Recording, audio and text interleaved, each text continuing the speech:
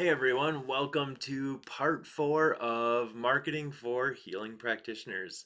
I'm Matt Schmidt, and in this video, we are going to be going through um, video editing, video creation, and specifically YouTube, all the ins and outs, how to kind of master those aspects. Now, if you're looking to become a full-time YouTuber, probably not the video that you want to watch. There's tons of good resources out there, but if you're looking for trying to build your brand, grow your business via YouTube, this is where it's at. So I'm going to be sharing with you some of the things that I've learned over the years, and YouTube has really been an invaluable resource for me, especially given the type of work that I do. So I'm going to be taking you through that and how you can use this to really grow yourself and connect with more of the right people. All right. What I like about YouTube, what I love about YouTube for lots of reasons is that um, it's free access. Everyone has access to this, and you don't need like an account like Facebook or Instagram. Pretty much YouTube is like the place a lot of people go for their information these days. And right behind Google, it is the second biggest search engine, or at least it was last time I looked. So, what do people do when they have a problem, myself included? Toot, into YouTube. There's a video on how to do everything, and with some of these spiritual aspects or wherever your business is, it's no different. So you got to keep that in mind. What are people looking up? What are people looking for answers for? What are people searching? And that'll give you a pretty good idea of how to frame some of your content. Okay. A lot of people will tell you to create videos based on what people are looking for. Um, I do that sort of. I kind of like put some feelers out, see what's kind of popping for other people, but really, I find ones that really are things that I want to put out and things that I think people will need. I see a need for it. Um, there are different ways to do this. You can use like different programs and stuff to see what people are searching, but like I don't know, I'm kind of in the middle of people all the time and I see a lot of the same themes. So I usually like pool all those things together and then create a video from that. So that's kind of my process. A little bit different approach than if I was just gonna try to become a full-time YouTuber and really like make some viral videos and I don't know. It's not really where it's at for me. My focus, my intention's a little bit different, and for me, it actually works out really well. So I'm answering questions all the time from people. Like I said, I see a lot of the same things through people. And not only does this help certain people out that are going through similar things, but it also saves me a lot of time. Instead of writing a 10-minute explanation of what a person is asking me, I just send them a video. I'm like, hey, I made a video exactly about what you're talking about. Here you go. Send them a link. Awesome. You just say it just saved me 10 minutes explaining the same thing I just explained to the person before them. So it saves me a lot of time, really efficient, where I can just send a link, boom. With the work that I do too, um, it helps me to have better sessions with people. My work has just like taken off since I started creating my own videos. And I realize this isn't for anyone, but I encourage you to kind of push yourself to do this for a couple reasons. So with the work that I'm doing, I'm working in a deep state of trance with people. They're telling me their deepest, darkest secrets, all the stuff that's happened their entire life. There is a lot of trust that's required in order to do that work. By having the videos out there, people feel like they already know me because they're getting the same person that they're showing up to meet for like a one-on-one session. So they already kind of know what to expect, and they already feel like there's already some level of trust, some rapport with me because, and I've never even met them, but they feel like they know me because through the videos that I put out there. So makes my job really easy. I'm also guiding people with my voice. So I have some guided processes out there. They get familiar with my voice, the way I do stuff, so that by the time they actually come to see me, they can just slide right into it. This also gets them familiar with the process, also kind of with that state of being. And because of the videos I put out there, they can work through a lot of their surface stuff ahead of time. And then we don't have to waste our time going through all this kind of surface stuff that they could do on their own. And it allows them to get so much more out of our time together because all that stuff isn't in the way. So they're already lubed up, ready to go by the time they get to see me. So I love that for that reason, and it's been amazing after I started putting these out there. Additionally, these videos help me out. They help me get more clear, more concise, very succinct in the information that I put out. I look back at like the first video I put out; it was horrible. Like I like completely sweated through my shirt. I was like shaking the whole time. I was like reading everything off, and it's hard to watch. But you get more fluid, you get more comfortable being in front of the camera. It just becomes like second nature. And now it's just like talking to a friend. I actually feel like I'm talking to you right now. And but this didn't happen right away. This happened through this process. And not only did that make me better at videos and connecting with people this way, it also made me better at groups, made me better at classes, made me better at giving presentations in front of large groups. Most people's biggest fear is public speaking. Okay, this got me good at doing this. Yeah. Um, what I like about YouTube as well is these things don't get buried. So, like on Facebook, you put a live video out there, you drop a reel or a video on any like social media platform, and it gets buried and gets buried, gets buried. If people don't watch it right away, it just kind of disappears. What I like about YouTube is it doesn't go away.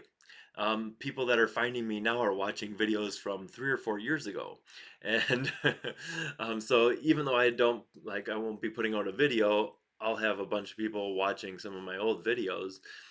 Just because once new people find me, they actually will go through and they'll actually kind of scroll through my old content and look, hey, what else has this guy got here? So I love it. And you can also create like playlists so you can group things together. So hey, I got people that want to work on this. So I have a playlist for just meditations. I have a playlist just for practitioners. I'm creating a playlist just for this marketing portion. Okay, so people can go right to that. Everything's all packaged nicely, and they can watch one video after another after another. YouTube loves that. The more that a person can stay on your channel, the more it weights the work that you do.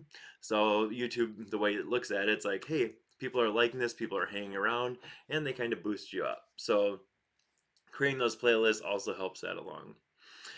Um, I know there's a lot of like fear around stuff. A lot of people are worried about what they're gonna sound like, what people are gonna say when people see their videos. The best advice I can give you is just hit record. It sounds really simple advice, but so many people don't actually just do that part. They'll even buy all the equipment and it'll just sit there because of their own fears or like they don't just actually make that jump. Your first video is probably gonna suck. Get over it. Each one's gonna get better and better and better. Every person that's famous right now on YouTube, their first video probably sucked. Like I've seen some of them, and you're not seeing the polished version of them that there is now. You know, they all started not knowing what they're doing, fumbling around, and um, you know, they have to start somewhere. I will tell you a funny story. I actually would trick myself into doing this. So I first started on YouTube, on Facebook, sorry. I would create a live video on Facebook, no editing, just raw, and I would trick myself into doing it. I would hit, oh, go live, and it would start counting down. I'm like, oh, can't undo it. And then it would force me to actually just start talking. And eventually you start getting into it. Like the first part was like really hard for me. Um, but one of the ways that I did get around that was I made just kind of like a good tagline. Um, I would say, hello, my name is Matt Schmidt. I guide people to heal themselves. I describe the video, and I know that puts me in that mode of it's go time. And the first little part for me was the hardest. So by having like something already scripted, boom, then I could just flow into it. And we'll talk a little bit about that more in detail. I'm just going to share a little bit about the different types of content on YouTube, and then I'm going to go into some of my process, maybe even a little behind the scenes, we'll see, of how I actually operate and some little tips and tricks that you can use in your own practice. All right, so YouTube has used to only be long form content, but to compete with, you know, like TikTok and the reels that are on Instagram and Facebook, people are looking for stuff quick. They're looking for little nuggets of information. And so YouTube, to play along, they created the YouTube Shorts, which are actually short form content. It's a vertical format, and the long form content is like your longer videos, the traditional type YouTube videos. Um, you can make a short from your content, but I actually like to make a just an individual one because they're only a couple seconds, and like when you're in that flow state, just pop on, grab a phone, make your video, and keep it kind of separate than your long form content, but then also link it to your long form content. Um, you don't have to like reinvent everything, but I've found more people watch the original ones rather than just like an excerpt or a clip from your long form content.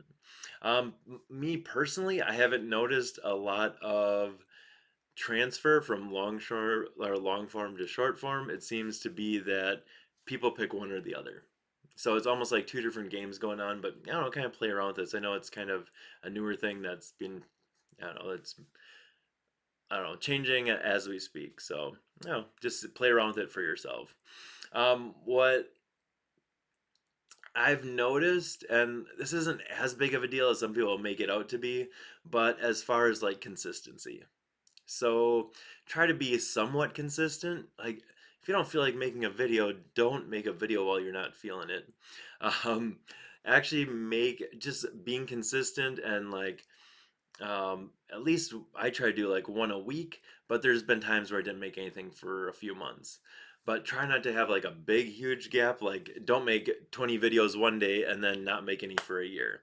Okay, people are expecting more from you, and then like any momentum you had just kind of tapers off. So, if you're feeling in that flow, what I encourage you to do is record a bunch of videos and then schedule them to go out at certain times, whatever time frame that you think is best for you. But just dumping a whole bunch all at once because you were in that flow state isn't gonna carry as much weight over time and really help you to grow that traffic, grow that community. Um, so posting and then scheduling. Don't get too hung up in the times, the dates. I would try to do all these different things, like when you're supposed to post when people are watching, and there's all this information about everything, but I haven't noticed that much of a difference as when I post. So maybe don't post Sunday at 3 in the morning. Maybe schedule it like during the day when people are awake, but I haven't noticed as big of a thing with that as far as getting views and people watching stuff. As far as the type of content, feel free to play around with different stuff. Even myself, I could probably do that more. Try some different things out. I've done interviews, I've done actually live channelings where I've had person in a hypnotic state or an entranced state, and then I had people just ask questions. So these people could ask questions for anything, and it was really cool. It was interactive.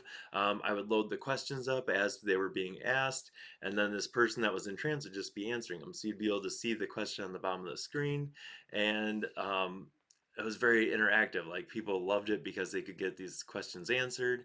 They could kind of see the process that I do with the person, and it was like live and streaming. So pretty cool stuff.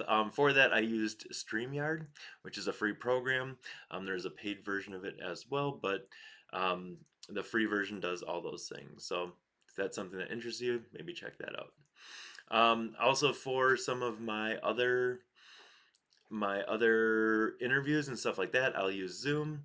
For this video right here, I'm using OBS Studio, which is also a free program, and we'll get into some of the more specifics with that. So, just as long as we were talking about different types of recording things, I'm going to be sharing a lot of other like free things that I use and what you can use in your own productions.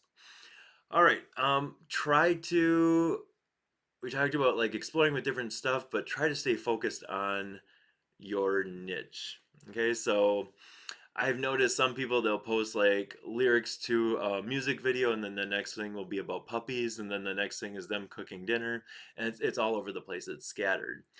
Each of those should be different channels, because what you're doing is you're trying to direct things towards a specific type of audience.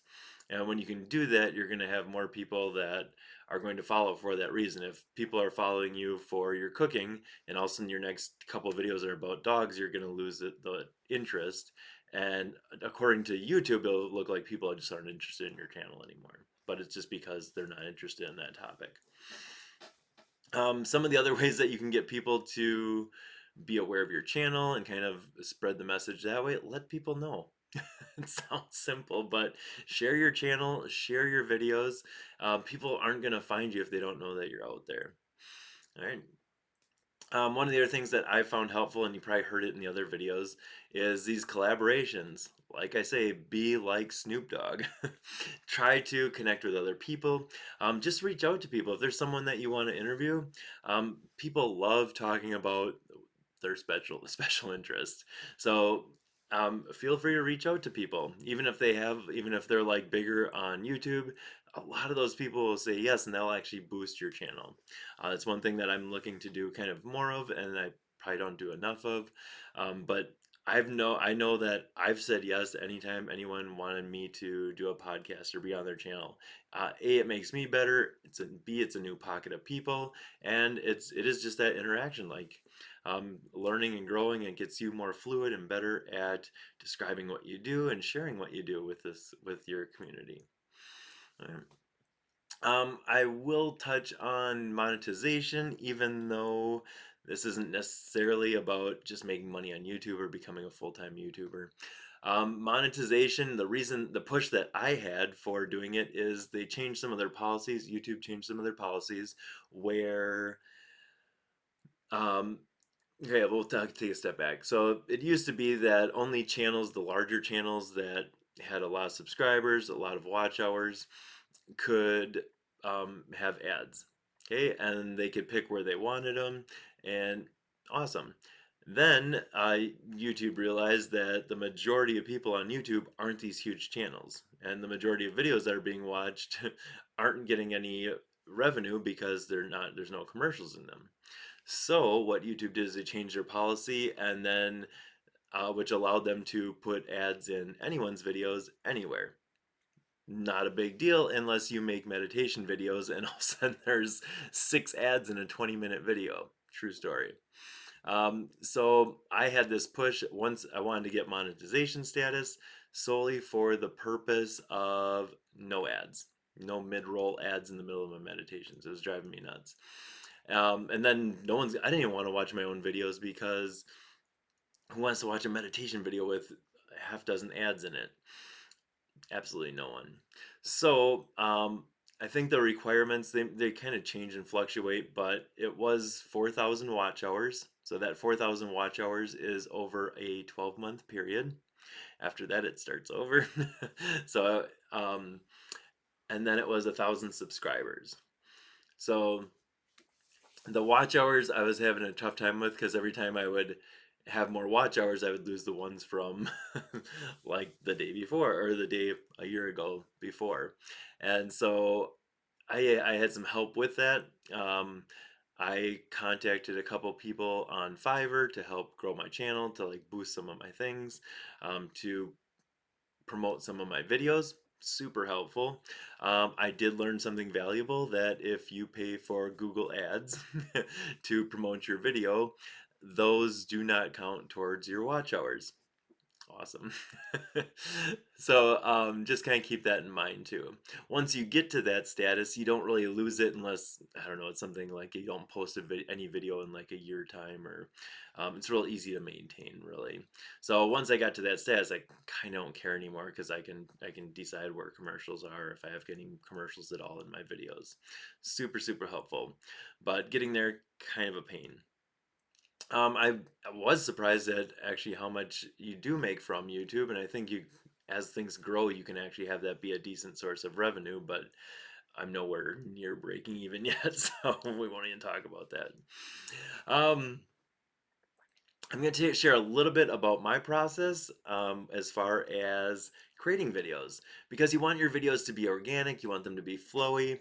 Um, I actually laid this one all out. I will show you how the process starts.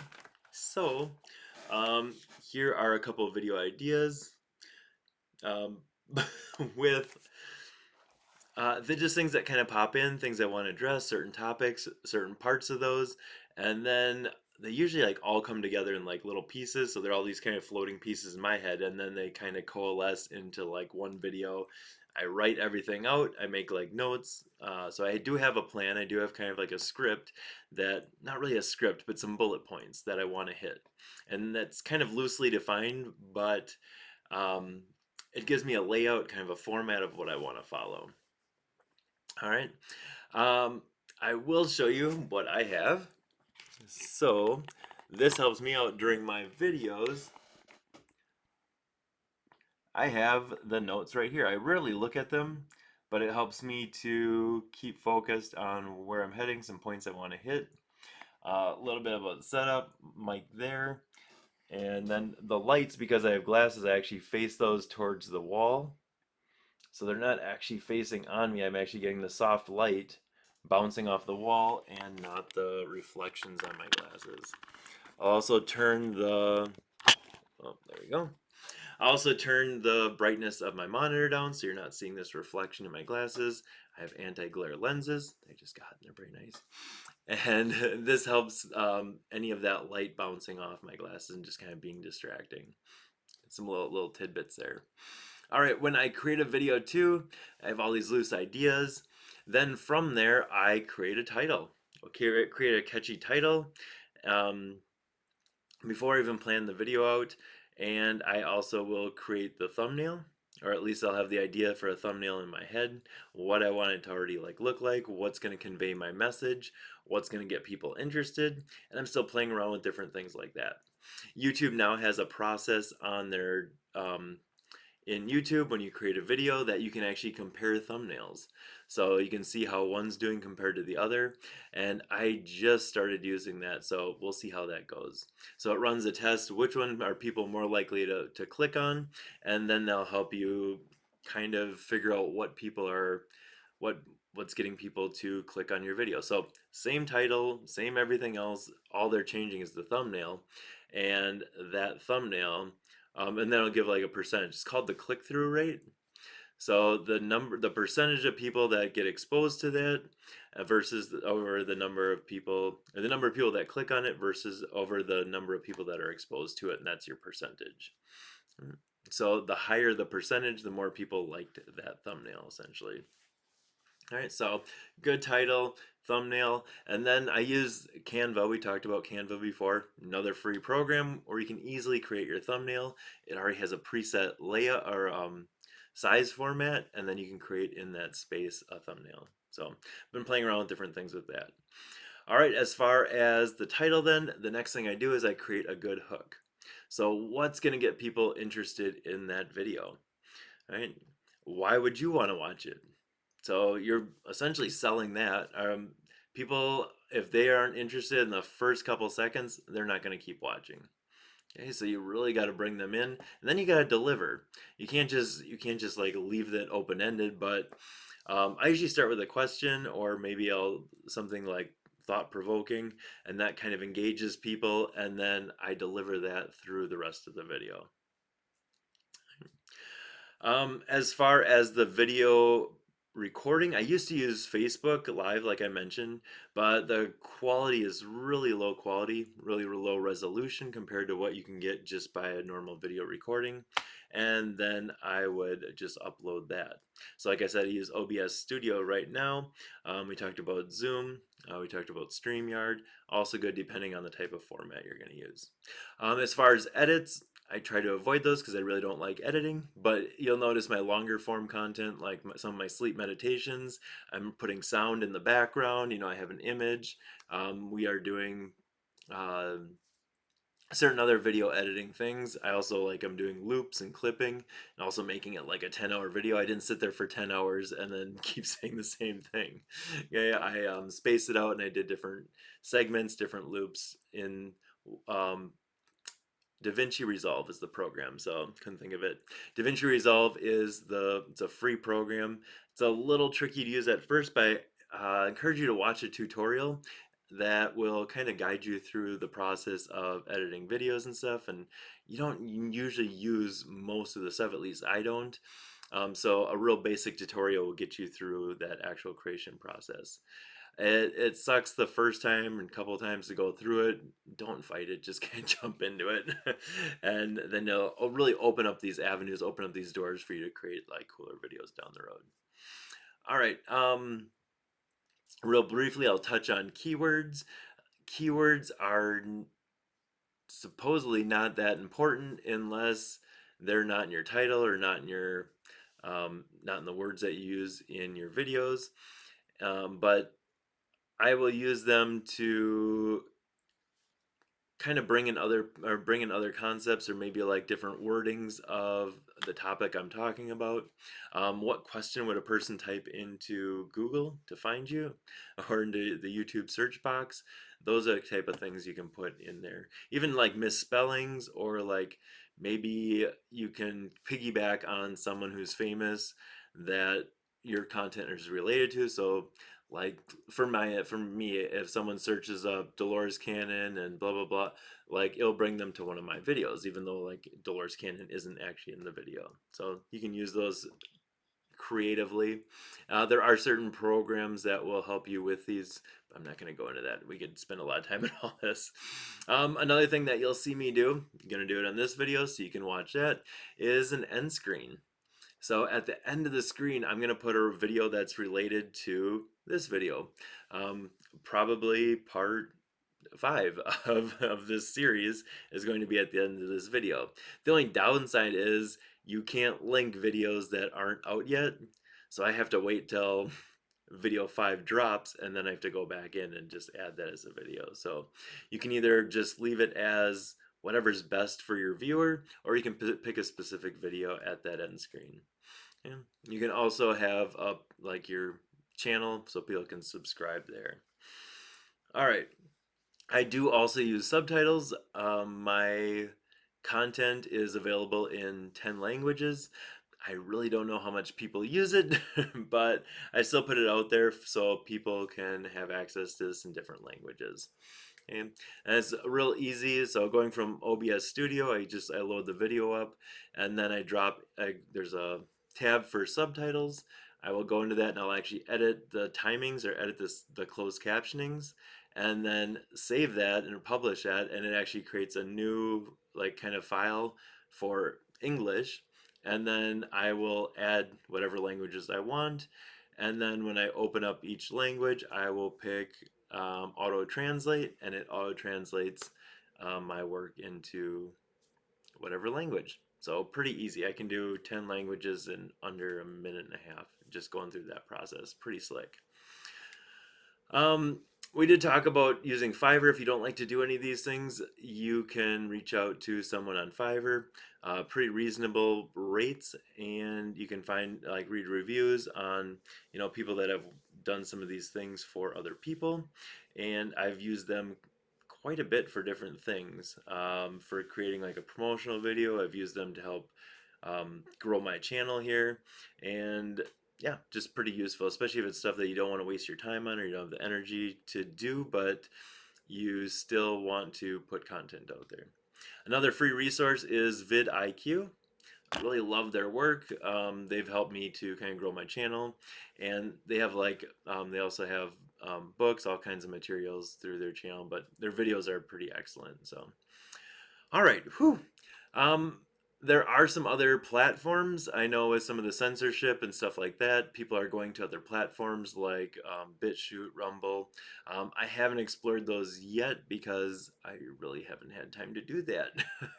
But don't reinvent the wheel. You can put your stuff there, or you can put your more controversial material there. I have had videos be banned because of the controversial nature of those. I made a video that was banned by the World Health Organization because of certain things that I said, and it got flagged and it was getting a lot of traction, so it got pulled down. So for those videos, right now I'm just putting those on some like cloud storage, so Google Drive. Mediafire is one that I actually like to use too, and then I can just send people a link for that when they want to access that. But hopefully this was helpful. I might do another one down the road that's just like tech day where we can go through stuff. But honestly, everyone has like a phone. Like your smartphone is way better than most of the cameras only a couple years ago. Hey, and it's better than the camera that I'm using to create this video right now. I do have a standalone camera. It is a Logitech Brio. I don't actually like it because it doesn't autofocus as well, but it also picks up sound fantastically. When I do live groups and stuff like that, I can have people ask a question in the back row, and the speaker picks it up in this. So I do like it for that reason. But pretty happy with the Logitech series of cameras for laptops and stuff like that. Pretty inexpensive too. I mean, I don't remember what this was, but I was kind of surprised that it really is that inexpensive to create some of this content. You can spend a lot of money on a lot of high end gear. I would say put your energy into making good videos first. And if you want to, don't get lost because it's almost overwhelming. You know, you get things with all the bells and whistles, well then you're not going to have energy to actually put in the videos because you're too busy like trying to learn all this tech stuff. So keep it simple, especially when you're starting, and then it'll get easier as you go. I think we'll wrap it up from there. Thank you guys so much for watching this video. It means the world to me to be able to share this with you. If you have any questions, please put them in the comments. I don't have all the answers, but we'll do the best we can. And make sure you check out the other rest of the series if you haven't already. And uh, part 5 will load shortly. All right, thanks again for watching, and we will see you on the next video.